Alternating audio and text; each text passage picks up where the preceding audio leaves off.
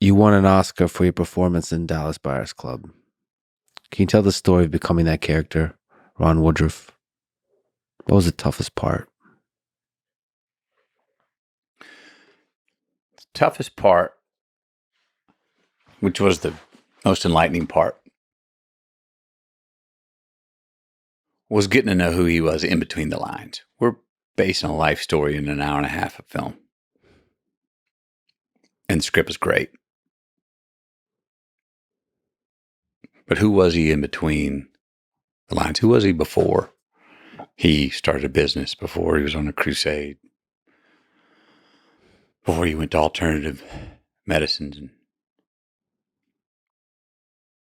you know, the obvious thing people always talk about, well, how'd you lose all that weight? That was not hard.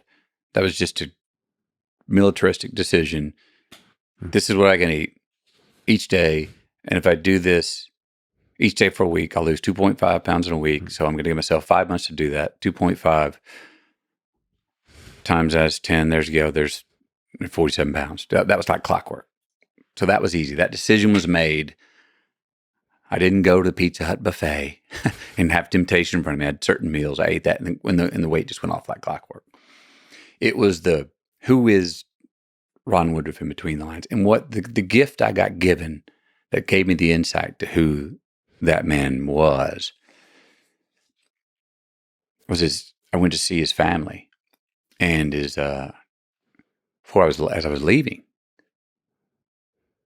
his family offered me his diary. And I remember kind of going, wow, yes, but I kind of hesitated because it felt maybe a little too intimate of a thing for me to have. I felt like it was kind of maybe infringing a bit, but I opened my hand and took it. And what I got in the diary was I got to know who Ron was before he had HIV. And little thing, the diary he'd write in, and the dreamer he was, and the getting all set on a Sunday night and laying his shirt out and ironing it for the next morning, making sure that his little pager had fresh batteries in it because tomorrow morning he was going across town to hook up some speakers for $38 or whatever.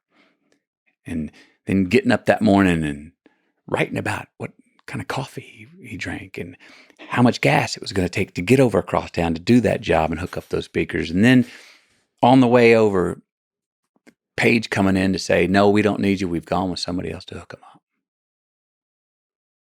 And here he was all buttoned up, 2 cups of coffee in, hair slicked over, shirt ironed, a little less than half a tank of gas, but enough to get back home. Now where's this Monday go? The hope and the disappointment. You have to take all that in. That's part of that man. I'm just gonna go to Sonic and get a double cheese bacon burger because Sheila over there, man, she's kind of cute. She always gives me half price on it. Yeah. Which leads to rolling the joint, hanging off till Sheila gets off to work, sneaking over to the local motel and shagging up in room 16. That's my lucky number, 16, Sheila. Then wandering out that night, getting home at 1 a.m, no plans for Tuesday.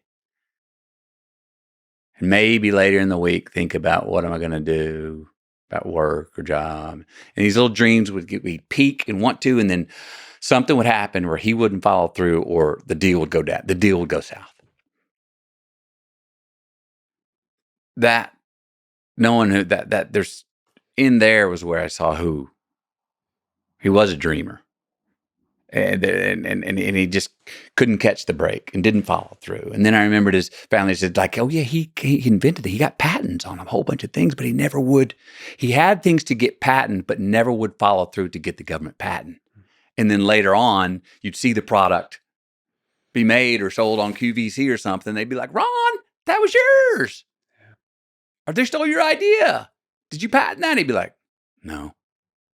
Like never would. That there's something beautiful and sad about that. Yeah. That let me inside who he was in his heart and who he wanted to be and what he was hoping to be and trying to be, but couldn't quite pull off. When you go that deep, this does a part of him stay in you forever? Are you able to let go? I mean, I hope so. I look, there's a tenacity to survive that I got from him. Hopefully I can try and find some of that in different ways in any character that I go play. Cause that's, if you really want to give a character an obstacle to overcome, a need. I mean, the base one is life and death, whether that's the need to survive or the need to stave off extinction.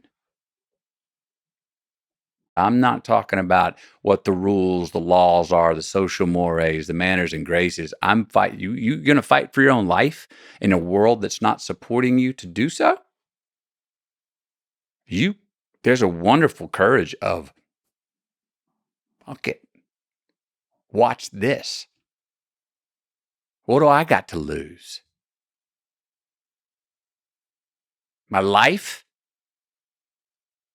Or I'm in charge of extending it? Get out of the way. And I'll pick your pocket along the way, whatever it takes. So there's a tenacity to live by whatever means necessary to survive that I'm reminded of, that I learned from Ron.